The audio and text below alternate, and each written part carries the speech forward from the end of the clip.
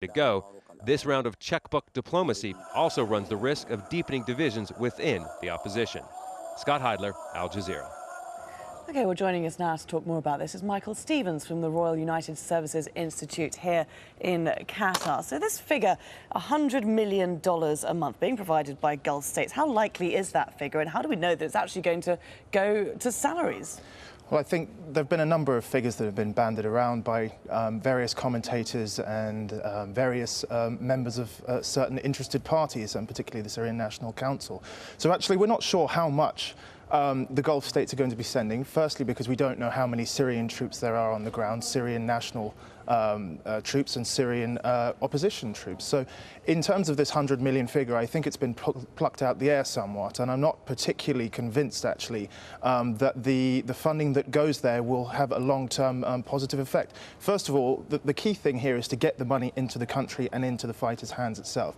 Now, this is very difficult to do, and it's getting harder by the second, actually, because the Syrians themselves, the Syrian army, know full well where the smuggling routes are, particularly in Turkey, and they are defending them quite well. Some of the efforts to help the rebels in terms of logistical support, financial support and military support are coming up against increasingly tough resistance and operations which have been designed to stop and prevent those operations from taking place. So, you know, we can bandy around this 100 million figure, but whether it will actually make a difference on the ground in Syria is questionable at this moment. And of course, the next question is, obviously, why are these Gulf states giving this money to the rebels, and why are they doing it now? I think, first of all, a lane of opportunity has opened up, and this came off the back, I think, of the veto which was exercised in the UN Security Council in late January by Russia and China. Both Saudi Arabia and Qatar by that point had felt that the diplomatic option had been exhausted, and that there was actually goodwill within other member states, particularly in the West, for them to take some kind of action. Now, I think if you put this in a broader regional context, there is certainly the Iranian question, and I think that, you know, the Saudis have been looking at this question for a while and wondering whether they could give the Iranians a bloody nose, stop their interference in the region and push back in terms of promoting their own interests vis-à-vis Shia Iran, of course. So I think that right now the timing is right, the diplomatic support for the Gulf states to act is right, and I think finally they've lost patience. You know, the Arab League monitoring mission failed, and there was a need after that to do something tangible by the Arab states to solve Arab problems. But if there is a bigger picture here, is Russia correct in suggesting that this is only going to fuel more regional conflict and indeed prolong the conflict inside Syria? Well, I think there's already quite a deep-seated conflict which doesn't have much of an answer to it immediately to hand. I think that, you know, Lavrov's comment is somewhat, I think, laughable, actually, because the situation has already been in a quagmire where no side was going to win, and it was quite clear the rebellion was gaining strength, but militarily they couldn't win. So there was going to be a civil war which became protracted. Now, any arms that go to the opposition in this case may not speed up the chances of victory. In fact, it's probably unlikely that the rebels could win in any way in terms of conventional military force.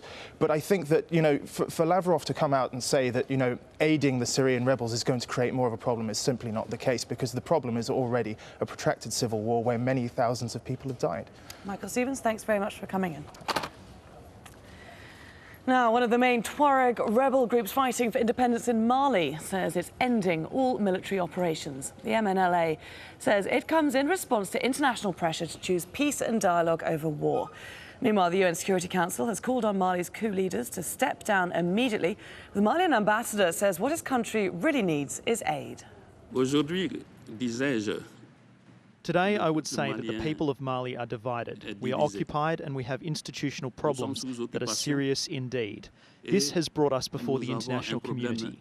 What we ask of the Security Council is for aid, for assistance.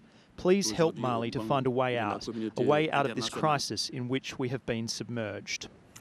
Well, the country's coup leaders have postponed a national convention to discuss the country's future after several parties said they would not attend. Meanwhile, growing alarm over possible food and fuel shortages following sanctions. Hashim Al-Habara reports from the capital, Bamako.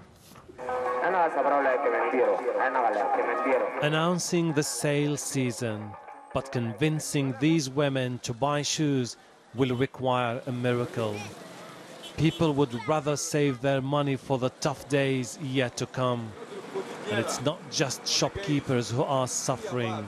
Mariko runs this workshop that employs 10 people.